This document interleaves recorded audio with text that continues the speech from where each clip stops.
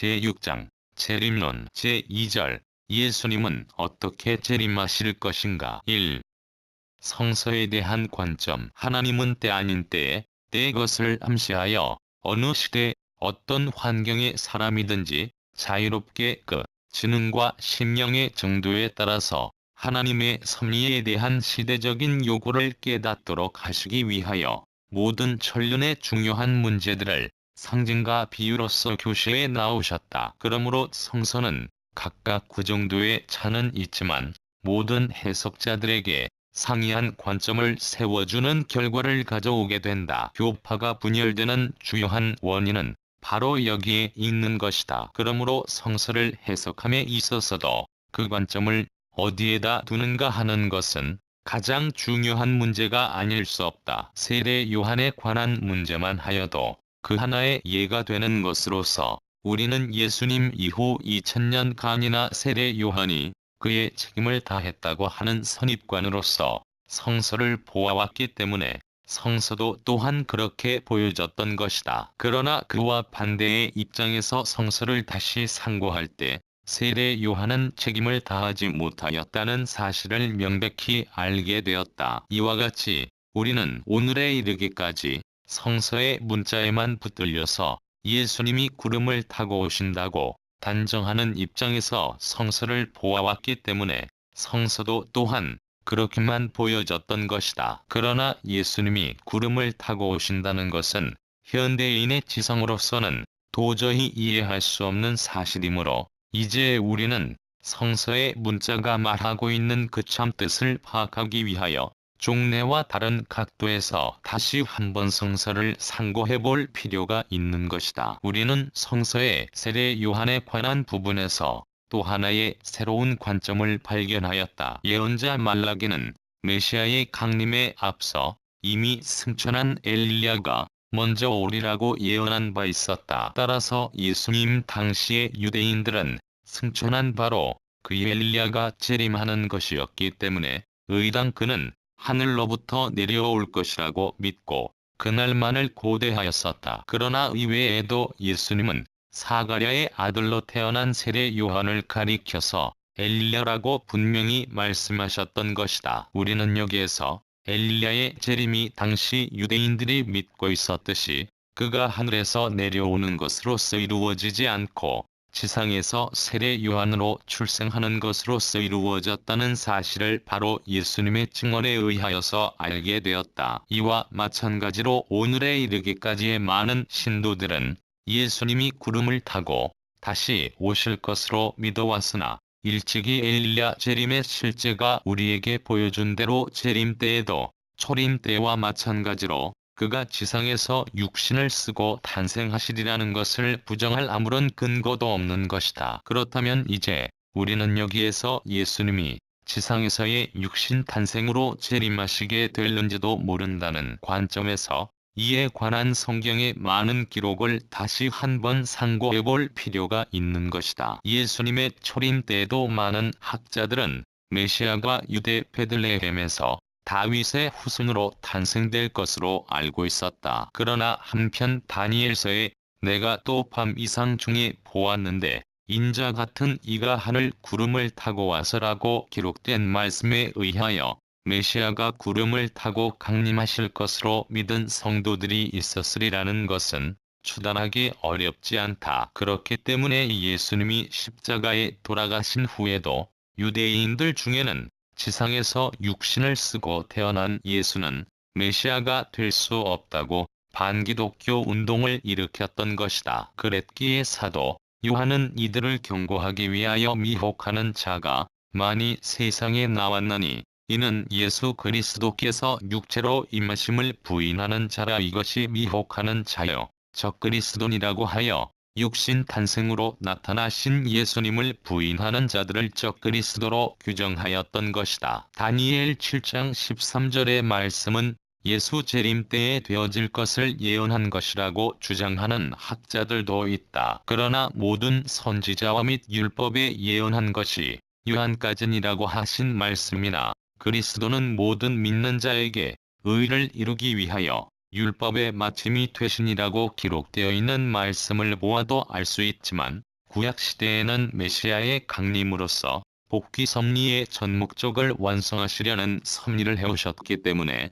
예수님 자신이 스스로 재림하실 것을 말씀하시기 전까지는 한 번 오셨던 메시아가 재림하시게 되리라는 것은 누구도 상상할 수 없게 되어 있었던 것이다. 따라서 예수님 당시의 유대인들은 누구도 다니엘 7장 13절의 말씀이 메시아의 재림에 관한 예언이라고는 생각할 수 없었다. 그 때문에 당시의 유대인들은 이 예언의 말씀을 예수님의 초림 때에 되어질 현상으로 알고 있었던 것이다. 이와 같이 예수님의 초림 때에도 성서적인 근거에서 메시아는 구름을 타고 오실 것으로 믿은 신도들이 많았다. 그러나 예수님은 실제에 있어 지상에서 육신을 쓰고 탄생하셨으므로 재림하실 때도 그와 같이 될는지 모른다는 입장에서 우리는 성서를 다시 한번 상고해보지 않을 수 없는 것이다. 이 예수의 재림은 지상 탄생으로 이루어진다. 누가복음 17장 24절 내지 25절을 보면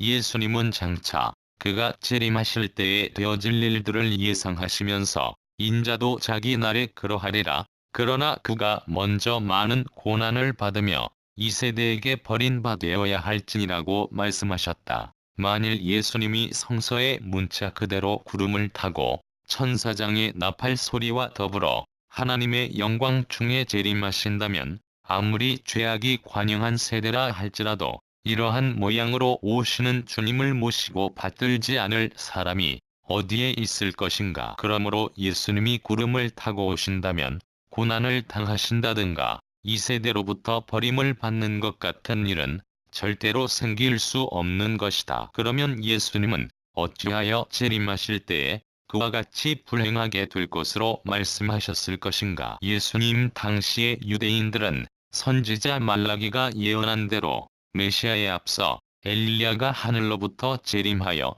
메시아의 강림에 관한 것을 가르쳐 줄 것으로 고대하고 있었다. 그런데 유대인들은 아직도 엘리야가 왔다는 소식조차 듣지 못하고 있을 때에 예수님이 미미한 존재로서 도둑같이 메시아로 나타나셨기 때문에 그들은 예수님을 멸시하고 천대하였던 것이다. 예수님은 이러한 자신을 살펴볼 때 재림하실 때에도 또한 초림 때와 같이 하늘만을 쳐다보며 메시아를 고대하고 있을 기독교 신도들 앞에 지상에서 탄생하시는 몸으로 도둑같이 나타나시면 다시 그들에게 이단자로 몰려 고난을 당하시게 될 것이 예상되었기 때문에 그와 같이 이 세대에 버림받을 것으로 말씀하셨던 것이다. 따라서 이 성구는 예수님이 육신을 쓰고 재림하셔야만 이루어지지 그렇지 않고 구름을 타고 오셔서는 결코 이루어지지 않는다는 것을 우리는 알아야 한다. 그리고 누가복음 18장 8절에는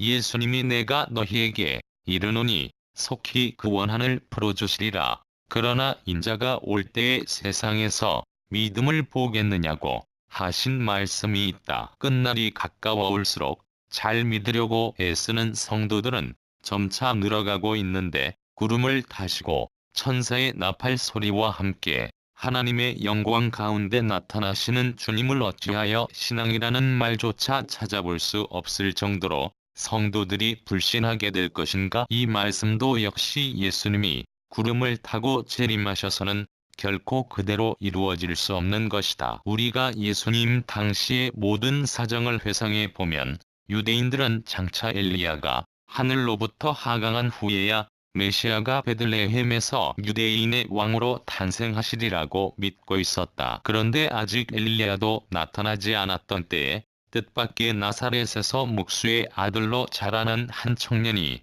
메시아로 자처하고 나섰던 것이니 저들 유대인 가운데서 죽음을 각오하고 그를 따르려는 독실한 믿음은 찾아보려야 찾아볼 수 없었던 것이다. 예수님은 이러한 실정을 서럽게 생각하시면서 장차 재림하실 때에도 모든 성도들은 예수께서 구름을 타고 재림하실 것으로 믿고 하늘만을 쳐다보고 있을 것이기 때문에 자신이 다시 지상에 육신을 쓰고 나타나시게 되면 그들도 필시 이 유대인들과 같이 믿음이란 말조차 찾아볼 수 없을 정도로 불신으로 돌아가게 될 것을 예상하시고 그와 같이 탄식하셨던 것이다. 그러므로 이 성구도 예수님이 지상에서 탄생하시지 않고는 결코 그대로 이루어질 수 없는 것이다. 한편 이 성구를 끝날이 신도들이 당할 환난이 너무나 크기 때문에 그들이 모두 불신으로 돌아가서 그렇게 될 것이라고 해석하는 학자들도 있다. 그러나 복귀 과정에 있어서도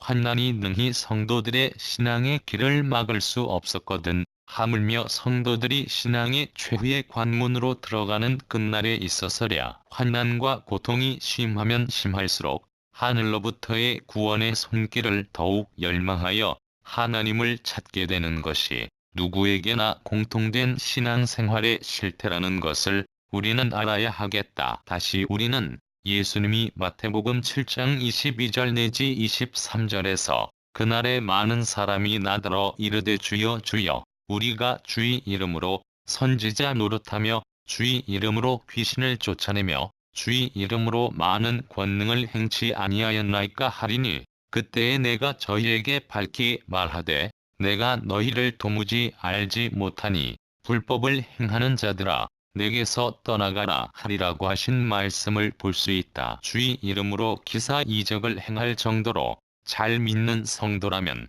영광 가운데서 구름을 타고 오시는 주님을 그 얼마나 잘 믿고 모시고 따르게 될 것인가. 그러면 예수님은 어찌하여 그들이 주님에게 그처럼 배척을 당하게 될 것으로 말씀하셨는가. 그렇듯 잘 믿는 성도들이 예수님에게 버림을 받게 된다면 끝날에 구원을 받을 성도는 한 사람도 없을 것이다. 따라서 이 말씀도 역시 예수님이 구름을 타고 오셔 가지고는 결코 그대로 이루어질 수 없는 것이다. 예수님 당시에도 기사와 이적을 행할 정도로 잘 믿는 성도들이 많았을 것이다. 그러나 메시아에 앞서 엘리야가 하늘로부터 내려오리라고 믿고 있던 그들은 세례 요한이 바로 그들이 고대하던 엘리야임을 몰랐었고 따라서 오신 메시아까지도 모르고 배척해버렸기 때문에 예수님으로서도 눈물을 머금고 그들을 버릴 수밖에 없었다. 그와 같이 그가 재림하실 때에도 지상에서 탄생하시게 되면 예수님이 구름 타고 오실 것으로 믿고 있는 신도들은 기필코 주님을 배척할 것이기 때문에 아무리 잘 믿던 성도들이라 할지라도 그들은 불법을 행하는 자로서 주님으로부터 버림을 당하지 않을 수 없으리라는 것을 토로하신 것이었다. 누가복음 17장 20절 이하에 기록되어 있는 말세관도 예수님이 구름을 타고 재림하신다면 그대로 이루어질 수는 없다. 따라서 예수님이 지상에서 탄생하신다는 전제 밑에서만 이 성구들은 완전히 풀려지는 것이다. 그러면 우리는 여기에서 이 성구들을 하나하나 들어가지고 그 내용을 좀 더 자세히 살펴보기로 하자. 하나님의 나라는 볼 수 있게 임하는 것이 아니요. 만일 예수님이 구름을 타고 오신다면 하나님의 나라는 누구나 다 볼 수 있도록 임하게 될 것이다. 그러나 초림 때에도 예수님이 탄생하심으로써 이미 그 나라가 임하였던 것이 사실이었으나 엘리야가 공중으로 재림할 것으로 알고 고대하던 유대인들은 예수님을 믿지 못하게 되었었기 때문에 모처럼 임한 그 나라를 보지 못하고 말았던 것이다. 이와 같이 재림 때에도 예수님이 지상에서 탄생하심으로써 하나님의 나라는 임할 것이나 구름 타고 재림하실 것으로 믿고 있는 신도들은 지상으로 재림하신 주님을 불신하게 되어 모처럼 임한 그 나라를 볼 수 없게 될 것이기 때문에 그렇게 말씀하셨던 것이다. 천국은 너희 안에 있느니라. 예수님의 초림 때에도 그를 먼저 메시아로 믿고 따라 모신 사람들은 벌써 그 마음속에 천국을 이루었던 것이다. 그와 같이 재림하실 때에도 그가 지상에서 탄생하시기 때문에 그를 먼저 알고 모시는 성도들을 중심하고 보면 천국은 먼저 그들의 마음속에 이루어지는 것이고 이러한 개인이 점점 많아져서 사회를 이루고 국가를 형성하게 되면 그 천국은 점차로 볼 수 있는 세계로서 나타나게 될 것이다. 따라서 예수님은 구름을 타고 오셔서 일시에 볼 수 있는 천국을 이루어 놓는 것이 아니라는 것을 알아야겠다. 인자의 날 하루를 보고자 하되 보지 못하리라. 만일 예수님이 천사장의 나팔 소리와 더불어 구름을 타고 재림하신다면 누구나 다 같이 그를 볼 것이기 때문에 그 인자의 날을 보지 못하게 될 리가 없다. 그러면 어찌하여 인자의 날을 보지 못하리라고 말씀하셨는가? 초림 때에도 예수님이 지상에 탄생하심과 함께 인자의 날은 이미 임하였던 것이나 불신으로 돌아간 유대인들은 이 날을 보지 못하고 말았던 것이다. 이와 같이 재림 때에도 예수님이 지상에 탄생하시는 날로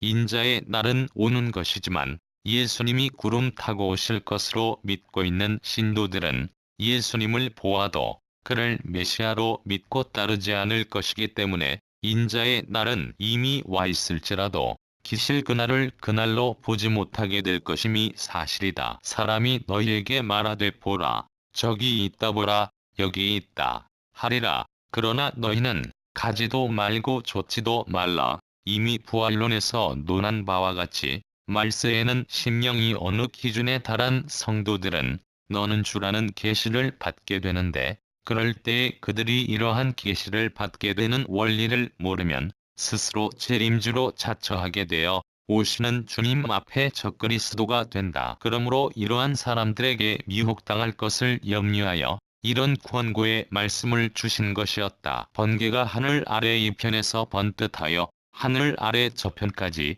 비추임 같이 인자도 자기 날에 그러하리라. 예수님이 탄생하셨을 때에 유대인의 왕이 나셨다는 소식은 사탄세계의 헤롯왕에게까지 들려온 예루살렘이 소동하였다고 기록되어 있다. 재림 때에 있어서는 교통과 통신기관이 극도로 발달되어 있을 것이기 때문에 재림에 관한 소식은 마치 번갯불과 같이 빠르게 동서간에 왕래하게 될 것이다. 17장 25절에 관해서는 위에서 이미 논술한 바이다. 노아의 때에 된 것과 같이 인자의 때에도 그러하리라. 노아는 홍수 심판이 있을 것을 알고 백성들에게 방주 안으로 들어오라고 외쳤으나 그들은 듣지 않고 있다가 모두 멸망해버리고 말았다. 이와 같이 예수님도 지상으로 재림하셔서 진리의 방주 안으로 들어오라고 외치실 것이다. 그러나 주님이 구름을 타고 재림하시리라고 하늘만을 바라보고 있는 성도들은 땅에서 들려오는 이 말씀에는 귀도 기울이지 않고 도리어 그를 이단자로 배척하다가 노아 때와 같이 모두들 섭리의 뜻을 받들지 못하는 입장에 떨어지게 될 것이다. 무릇 자기 목숨을 보존하고자 하는 자는 잃을 것이요 잃는 자는 살리리라. 구름을 타고 천사의 나팔 소리와 함께 영광 중에 재림하시는 주님을 믿는데 죽음을 각오해야 할 일은 있을 수 없는 것이다. 예수님이 지상 탄생으로 재림하시기 때문에 구름을 타고 재림하시리라고 믿고 있는 성도들에게는 그가 이단으로 보여질 수밖에 없을 것이니 그를 믿고 따르려면 죽을 각오를 하지 않으면 안 된다. 그런 각오를 하고서라도 믿고 따르면 그 결과는 살게 될 것이나 현실적인 환경에 영합하여 그를 이단으로 배척하고 살겠다고 뒷걸음을 치다 보면 그 결과는 오히려 사망에 이르게 될 것이다. 죽음 있는 곳에는 독수리가 모이느니라. 예수님은 그 제자들이 그의 재림하실 장소를 묻는 말에 이같이 대답하셨다. 우리는 아브라함의 제단에 놓였던 쪼개지 않은 비둘기 위에 솔개가 내렸던 사실을 알고 있다. 이것은 성별되지 않은 것이 있는 곳에는 그것을 취하기 위하여 사탄이 따른다는 것을 표시한 것이다. 그러므로 예수님의 이 마지막 대답은 죽음이 있는 곳에 그 죽음을 취하러 사탄이 모이는 것 같이 생명의 근원이신 주님은 생명이 있는 곳으로 오신다는 것을 의미한다. 결국 이 말씀은 주님은 독실한 성도들 가운데 나타나실 것을 뜻하는 것이다. 이미 부활론에서 논한 바와 같이 예수님의 재림기에는 많은 영인들의 협조에 의하여 독실한 성도들이 한 곳으로 모이게 되는데, 이곳이 바로 생명 있는 곳으로서 주님이 현현하실 곳이 되는 것이다. 예수님은 초림 당시에도 하나님을 가장 잘 받들어온 선민 가운데서 탄생하셨고, 선민 중에서도 그를 믿고 따르는 제자들 가운데서 비로소 메시아로 나타나셨던 것이다. 이와 같이 예수님이 재림하실 때에는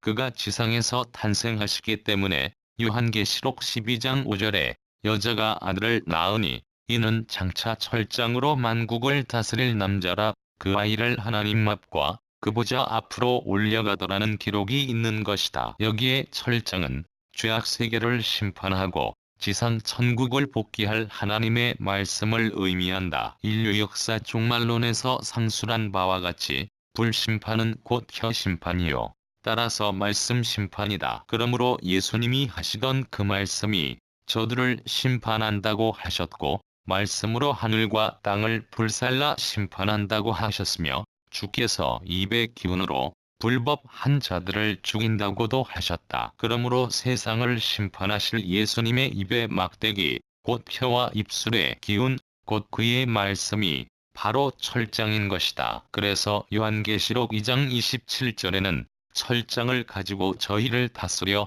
질그릇 깨뜨리는 것과 같이 하리라는 기록이 있다. 그런데 이 남자는 분명히 여자의 몸에서 태어나신다고 하였고 또 그를 하나님 앞과 그 보좌 앞으로 데려가더라고 기록되어 있다. 그러면 여자의 몸에서 하나님의 보좌에 앉을 수 있는 분으로 태어나 하나님의 말씀으로 만국을 다스릴 남자는 누구시겠는가? 그는 바로 지상에서 만왕의 왕으로 탄생하시어 지상 천국을 이루실 재림하시는 예수님이 아닐 수 없는 것이다. 마태복음의 서두를 보면 예수님의 조상의 사업녀가 있음을 알 수 있다. 이것은 만민의 구주는 죄악의 혈통을 통하여 죄 없는 인간으로 오셔서 죄악의 혈통의 후손을 구원하실 것을 보여주시기 위함이었다. 지금까지 위의 성구의 여자를 교회로 해석하는 성도들이 많았다. 그러나 이것은 예수님이 구름을 타고 오신다는 전제 밑에서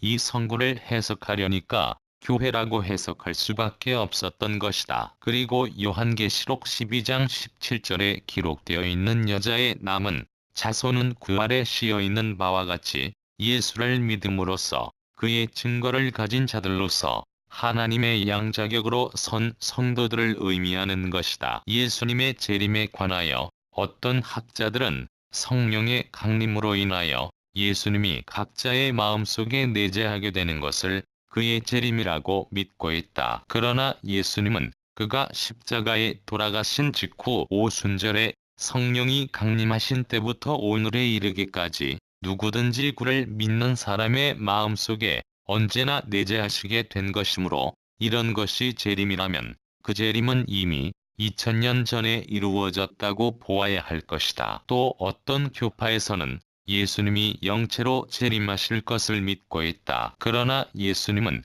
이미 무덤에서 3일 만에 부활하신 직후에 그의 생시와 조금도 다름없는 모습으로 제자들을 찾아오셨으며 그 후로부터 오늘에 이르기까지 심령 기준이 높은 신도들에게는 언제든지 자유롭게 찾아오셔서 모든 것을 지시하여 오셨다. 그러므로 이러한 재림도 이미 2000년 전에 이루어진 것으로 보아야 할 것이니 그렇다면 우리가 오늘날 새삼스럽게 그 재림의 날을 역사적인 소망의 날로 고대할 필요는 없을 것이다. 예수님의 제자들은 예수님의 영체와는 수시로 만나고 있으면서도 재림하실 날을 고대하고 있었던 것으로 보아 제자들이 고대한 것은 영체로서의 재림이 아니라는 것을 알 수 있다. 뿐만 아니라 요한계시록 22장 20절에 예수님은 영적으로 항상 만나고 계시는 사도 요한에게 내가 진실로 속히 오리라고 말씀하셨고 또 이 말씀을 들은 요한은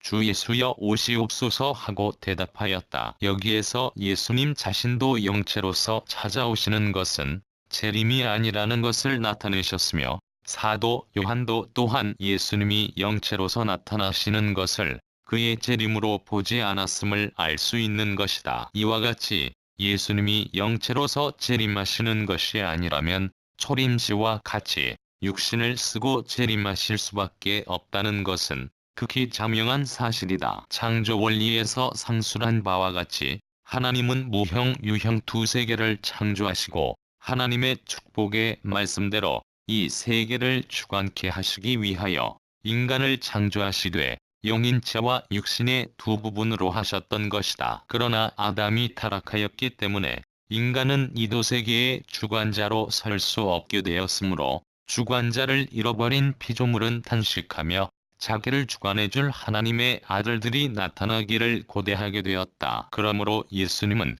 완성한 아담으로서 이도세계의 완전한 주관자로 오셔서 모든 성도들을 그에게 접붙여 그와 한 몸 되게 함으로써 그들도 모두 피조세계의 주관자로 서게 해주시려 하였던 것이다. 그러나 유대민족이 예수님을 배반하게 되자 그들과 전 인류를 하나님 앞에 복귀하시기 위한 대속의 조건으로 예수님의 몸을 사탄에게 내주시어 그의 육신은 사탄의 침범을 당하게 되었다. 따라서 육적 구원은 이루어지지 않아 후일 재림하셔서 그것을 이루시기로 약속하고 가셨던 것이다. 그러므로 지금까지 지상에서 영육 아울러 완성되어 무형, 유형 두 세계를 주관함으로써 그것들을 하나로 화동시켜준 존재는 하나도 없었던 것이다. 따라서 이러한 기준의 완성 실체로 다시 오시는 예수님은 영체로 오셔서는 아니 되는 것이다. 초림 때와 같이 영육 아울러 완성한 존재로 오셔서 온 인류를 영육 아울러 그에게 접붙여 한 몸 되게 함으로써 그들로 하여금 영육 아울러 완성하여 무형, 유형 두 세계를 주관하도록 하시지 않으면 아니 되는 것이다. 예수님은 지상 천국을 복귀하셔 복귀된 전 인류의 참부모가 되시고 그 나라의 왕이 되셔야 할 것이었다. 그러나 유대인들의 불신으로 인하여 이 뜻을 이룰 수 없게 되었으므로 장차 재림하셔서 이루실 것으로 약속하시고 십자가에 돌아가셨다. 따라서 그가 재림하셔서도 초림 때와 마찬가지로 지상 천국을 이루시고 거기에서 인류의 참부모가 되시고 또 왕이 되셔야 하는 것이다. 따라서 예수님은 재림하실 때에도 초림 때와 같이 육신을 쓰시고 지상에서 탄생하시지 않으면 아니 된다. 또 인간의 속죄는 그가 지상에서 육신을 쓰고 있을 때만 가능하다. 그렇기 때문에 예수님은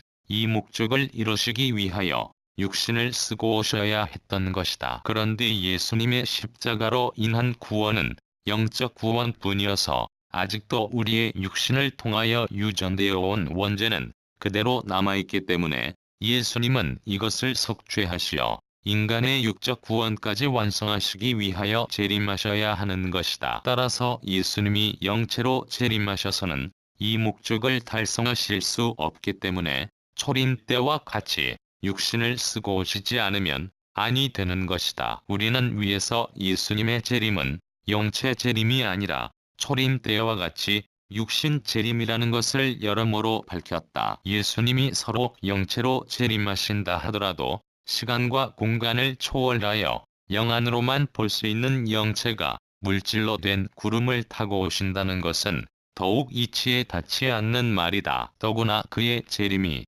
영체로서가 아니고 육신으로서 이루어지는 것이 사실일진데 그 육신으로서 공중에 어디에 가 계시다가 어떻게 구름을 타고 오실 것인가. 이에 대해서는 무소불능하신 하나님이 무슨 기적인들 행치 못하실 것인가고 반문할 사람도 있을 것이다. 그러나 하나님은 스스로 세우신 법도를 스스로 무시하는 입장에는 서실 수 없는 것이다. 따라서 하나님은 우리와 조금도 다름없는 육신을 쓰고 재림하셔야 할 예수님이 구태여 지구 아닌 다른 어떤 천체의 공간 속에 계시다가 구름을 타고 재림하시도록 하시는 그러한 비원리적인 섭리는 하실 필요도 없고 또 하실 수도 없는 것이다. 위에서 살펴온 모든 논증에 입각해 볼 때 예수님의 재림이 지상에서 육신을 쓰고 탄생하시는 것으로서 이루어진다는 것은 누구도 의심할 여지가 없을 것이다. 3. 구름 타고 오신다는 성구는 무엇을 의미하는가? 예수님의 재림이 지상 탄생으로 이루어진다면 구름을 타고 오신다는 말씀은 무엇을 의미하는 것인가를 알아야 한다. 그리고 이것을 알기 위하여서는 먼저 구름은 무엇을 비유하였는가를 알아야 할 것이다. 요한계시록 1장 7절에 볼지어다. 구름을 타고 오시리라. 각인의 눈이 그를 보겠고 그를 찌른 자들도 볼 터요. 땅에 있는 모든 족속이 그를 인하여 애곡하리니 그러하리라. 아멘이라고 기록되어 있는 말씀을 보면 모든 사람들이 반드시 재림하시는 예수님을 볼 수 있게 되어 있다. 그런데 스데반이 순교를 당할 때에 하나님의 우편에 서 계신 예수님을 본 사람은 영안이 열린 성도들 뿐이었다. 따라서 영계에 계시는 예수님이 영체 그대로 재림하신다면 그는 영안이 열린 사람들에게만 보여질 것이기 때문에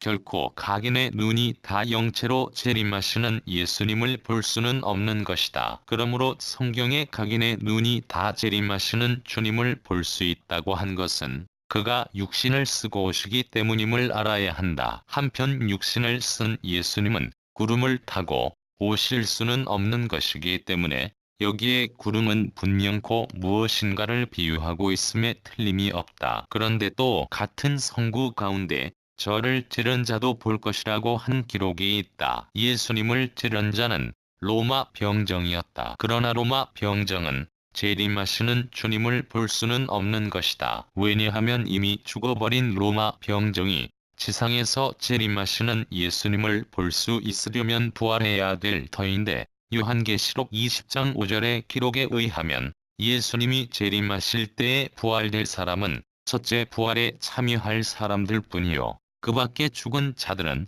천년왕국 시대가 지나간 후에야 부활할 수 있다고 하셨기 때문이다. 그러므로 여기에서 말한 찌른 자는 부득이 비유로 해석하여 예수님이 구름을 타고 재림하실 것으로 믿고 있다가 뜻밖의 그가 지상에서 육신 탄생으로 재림하시게 될 때 그를 몰라보고 핍박하게 될 무리들을 지칭하는 것으로 보지 않으면 안 된다. 이와 같이 찌른 자를 비유로 해석할 수밖에 없다면 같은 구절 안에 있는 구름이라는 어구 역시 비유로 해석해서 안 될 리는 없는 것이다. 그렇다면 구름은 과연 무엇을 비유하였을 것인가? 구름은 지상에서 더러운 물이 증발되어 올라간 것을 말한다. 그런데 요한계시록 17장 15절을 보면 물은 타락한 인간을 상징하고 있다. 그렇다면 구름은 타락한 인간이 중생하여 그 마음이 항상 땅에 있지 않고 하늘에 있는 독실한 성도들을 의미하는 것임을 알 수 있다. 또 구름은 성서나 고전에서 군중을 표시하는 말로 쓰여졌다. 뿐만 아니라 오늘날 동서양의 언어 생활에 있어서도 그렇게 쓰이고 있음을 볼 수 있다. 그리고 모세노정에 있어서 이스라엘 민족을 인도한 낮의 구름 기둥은 앞으로 같은 민족의 인도자로 오실 예수님을 표시하였고 밤의 불기둥은 예수님의 대상 존재로서 불의 역사로서 이스라엘을 인도하실 성신을 표시한 것이었다. 우리는 위의 설명에 의하여 예수님이 구름을 타고 오신다는 뜻은 중생한 성도들의 무리 가운데서 제2이스라엘인 기독교 신도들의 인도자로 나타나신다는 것을 의미하는 것임을 알 수 있다. 위에서도 상고한 바와 같이 제자들이 예수님께 재림하실 곳을 물었을 때에 예수님이 죽음 있는 곳에 독수리가 모인다고 대답하신 말씀의 본뜻도 독실한 성도들이 모이는 곳으로 오시겠다는 것을 의미하는 것으로서 구름 타고 오신다는 말씀과 동일한 내용의 것임을 알 수 있다. 구름을 이와 같이 비유로서 해석하고 보면 예수님은 초림시에도 하늘에서 구름을 타고 오셨던 분이라고 볼 수 있다. 왜냐하면 고린도전서 15장 47절의 첫 사람은 땅에서 났으니 흙에 속한 자이거니와 둘째 사람은 하늘에서 나셨느니라고 말씀하셨고 또 요한복음 3장 13절에 하늘에서 내려온 자, 곧 인자 외에는 하늘에 올라간 자가 없느니라고 한 말씀대로 예수님은 사실 지상에서 탄생하셨어도 그 뜻이나 가치로 보아서는 분명히 하늘에서 내려오신 분이기 때문이다. 다니엘 7장 13절에 초림 때에도 예수님은 구름을 타고 오실 것으로 보여주셨던 이유는 여기에 있다. 4. 예수님은 왜 구름 타고 재림하실 것으로 말씀하셨는가? 예수님이 구름을 타고 재림하실 것으로 예언하신 데는 두 가지 이유가 있다. 첫째는 적그리스도의 미혹을 막기 위함이었다. 만일 예수님이 지상에서 육신 탄생에 의하여 재림하실 것으로 밝혀놓았더라면 적그리스도의 미혹에 의한 혼란을 막을 길이 없었을 것이다. 예수님이 미천한 가운데서 메시아로 나타나셨던 것이었으므로 어떠한 미천한 사람들일지라도 영적으로 어느 기준에 달하게 되면 제각기 재림주로 자칭하고 나서서 세상을 현혹해 할 것이기 때문이다. 그러나 다행히도 모든 신자들이 예수님께서 구름을 타고 오실 줄로 알고 하늘만을 우러러보고 나왔기 때문에 이 혼란을 모면할 수 있었던 것이다. 그러나 이제는 때가 되었기 때문에 예수님이 다시 지상에서 탄생하실 것을 바로 가르쳐 주시지 않을 수 없게 된 것이다. 둘째로는 어려운 신앙 노정을 걷고 있는 성도들을 격려하시기 위함이었다. 예수님은 이 밖에도 하나님의 뜻을 속히 이룰 수 있도록 성도들을 격려하시기 위하여 전후가 잘 맞지 않는 듯한 말씀을 하신 사례가 적지 않다. 그 실례를 들어보면 마태복음 10장 23절에 예수님은 제자들로 하여금 그의 재림이 곧 이루어질 것으로 믿게 하시기 위하여 내가 진실로 너희에게 이르노니 이스라엘의 모든 통일을 다 다니지 못하여서 인자가 오리라고 하신 말씀이 기록되어 있고, 또 요한복음 21장 18절 내지 22절에 기록된 말씀을 보면 예수님께서 장차 베드로가 순교당할 것을 말씀하시자 이를 받아 요한은 어떻게 될 것인가고 묻는 베드로에 대하여 예수님은 내가 올 때까지 그를 머물게 하고자 할지라도 네게 무슨 상관이냐고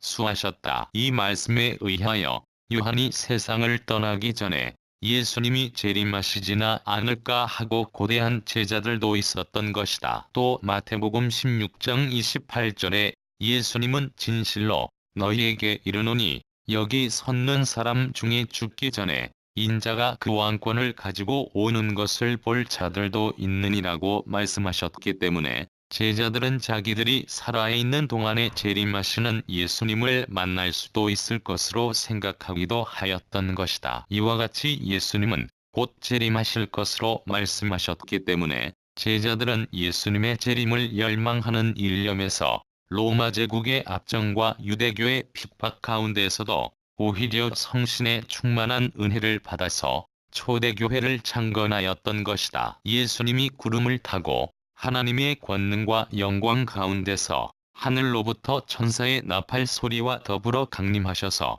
번개같이 모든 것을 이루실 것으로 말씀하신 것도 많은 고난 가운데 있는 성도들을 고무하고 격려하시기 위함이었다.